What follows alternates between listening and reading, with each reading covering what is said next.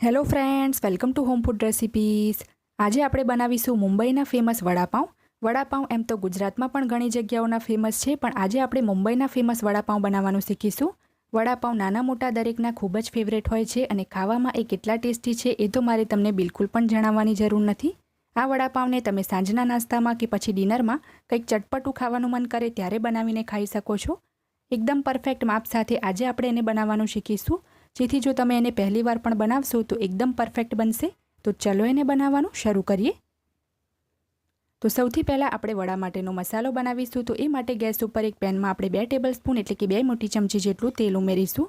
તેલ જ્યારે સરસ ગરમ થાય ત્યારે આપણે એમાં 1 ચમચી જેટલી રાઈ ઉમેરીશું।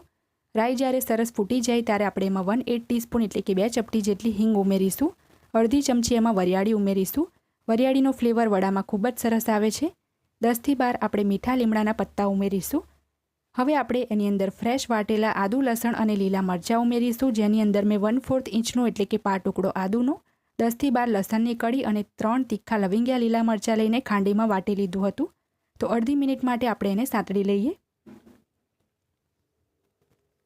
આદુ, લસણ અને મરચાં જ્યારે બરાબર સંતળાઈ જાય ત્યારે આપણે એની અંદર ફક્ત 2 ચપટી જેટલી હળદર ઉમેરીશું। આટલી જ હળદરમાં સરસ કલર આવી જશે, તો હળદર આનાથી વધારે ના ઉમેરવી। બરાબર હળદરને આપણે મિક્સ કરી લઈશું અને હવે એની અંદર આપણે 3 મીડિયમ સાઇઝના બાફેલા બટાકાનો માવો ઉમેરીશું। ગ્રામમાં મેં 280 ગ્રામ જેટલા બટાકા લીધા હતા અને એને બાફીને છોલીને હાથથી જ મેશ કરી લીધા હતા। સ્વાદ મુજબ એમાં આપણે મીઠું ઉમેરીશું અને બધું જ બરાબર મિક્સ કરીને આપણે આ મસાલાને 1 થી 2 મિનિટ માટે કૂક કરીશું। એક વખત તમે આ મસાલો બનાવતી વખતે એમાં વરિયાળી ચોક્કસ ઉમેરજો, એનાથી વડાનો ખૂબ જ સરસ ટેસ્ટ આવશે।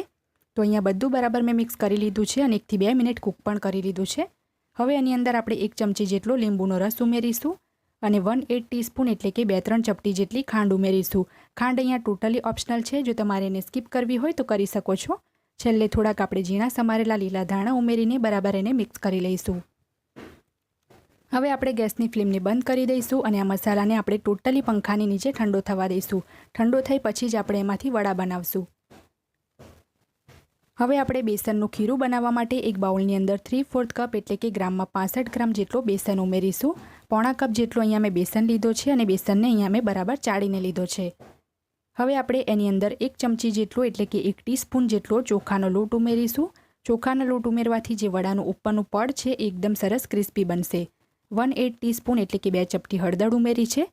સ્વાદ મુજબ આપણે એમાં મીઠું ઉમેરી દઈશું અને હવે આપણે જે કપથી બેસન માપ્યો હતો એ જ કપથી આપણે માપીને અડધો કપ જેટલું પાણી લઈ લઈએ અને થોડું થોડું કરીને આપણે એને બેસનની અંદર એડ કરીશું।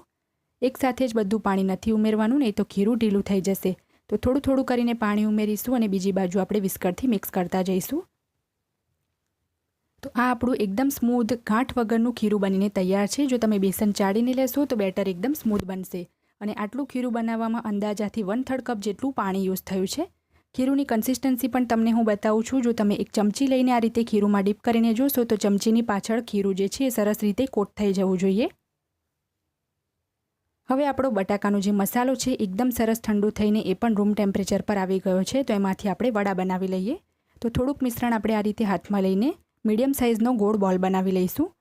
બોલ એકદમ નાના ના બનાવવા, નહીં તો પછી પાઉંની અંદર વડાનો ટેસ્ટ બરાબર નહીં આવે। તો બધા જ બોલ આપણે આ જ રીતે બનાવીને તૈયાર કરી લઈશું। જે મોટી સાઇઝનું લીંબુ આવે છે એ સાઇઝના અહીંયા મેં વડા બનાવ્યા છે।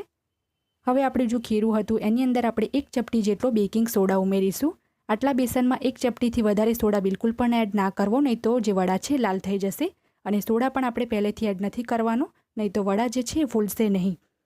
તો છેલ્લે જ સોડા એડ કરીશું અને તેલ પણ મેં ગેસ ઉપર પહેલેથી જ ગરમ કરવા મૂકી દીધું છે। હવે આપણે જે વડા બનાવ્યા હતા એ આપણે ખીરુંની અંદર એડ કરીશું અને તમે જોઈ શકો છો કે ખીરું જે છે વડા પર સરસ કોટ થઈ ગયું છે। તો ગરમ તેલની અંદર આપણે એને એડ કરી દઈએ। તો અહીંયા હું હાથથી જ તેલની અંદર વડા એડ કરું છું, તમે ચમચીથી પણ મૂકી શકો છો। અને 2 થી 3 વડા મેં પહેલેથી જ ખીરુંની અંદર એડ કરીને રાખ્યા છે, જેથી ફટાફટ આપણે એને લઈને તેલમાં મૂકી શકીએ। તો અહીંયા હું એકસાથે 6 વડા તેલમાં એડ કરી દઉં છું। તમે ચાહો તો વડાની ઉપર જારાની મદદથી આ રીતે તેલ પણ એડ કરી શકો છો। તો વચ્ચે વચ્ચે હલાવતા રહીને હવે આપણે આ વડાને સ્લો ટુ મીડિયમ ફ્લેમ ઉપર થોડાક લાઇટ બ્રાઉન થાય ત્યાં સુધી ફ્રાય થવા દેવાના છે। તો વચ્ચે વચ્ચે આ રીતે એને ફેરવતા રહેવું।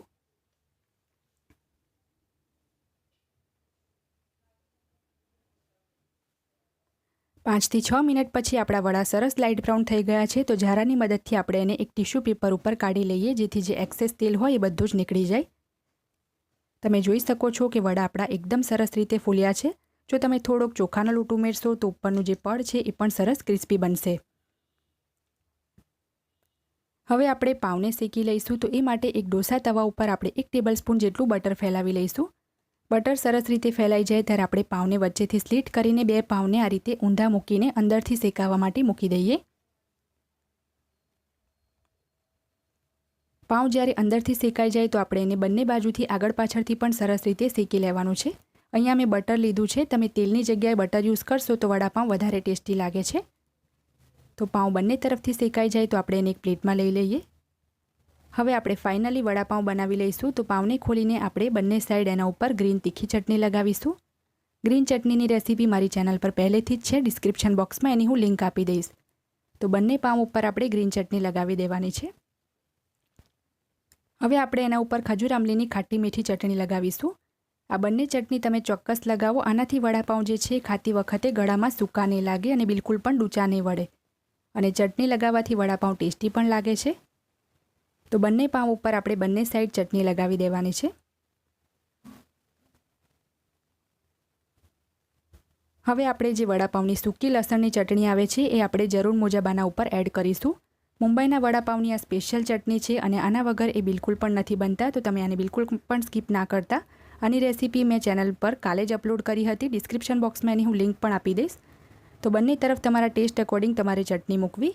અને હવે જે આપણે વડા બનાવ્યા હતા એ આપણે બંને પાઉં ઉપર મૂકી દઈશું. તીખા લીલા મરચાંને પણ મેં પહેલેથી જ ફ્રાય કરી લીધા હતા. એ આપણે એના પર એડ કરીને એને ઢાંકી લઈશું. તો આ આપણું મુંબઈનું ફેમસ વડાપાઉં બનીને તૈયાર છે. જો તમારા પર મોઢામાં આ જોઈને પાણી આવતું હોય તો તમે પણ એને ચોક્કસ ટ્રાય કરજો. તો ફ્રેન્ડ્સ, જો તમને મારી આજની આ રેસીપી પસંદ આવી હોય તો મારા વિડીયોને લાઇક કરી, શેર કરી, ચેનલને સબસ્ક્રાઇબ જરૂરથી કરજો. પાસે આવેલા બેલ આઇકનને પણ દબાવજો, જેથી તમને મારા આવનારા તમામ નવા વિડીયોની જાણકારી સૌથી પહેલાં મળે.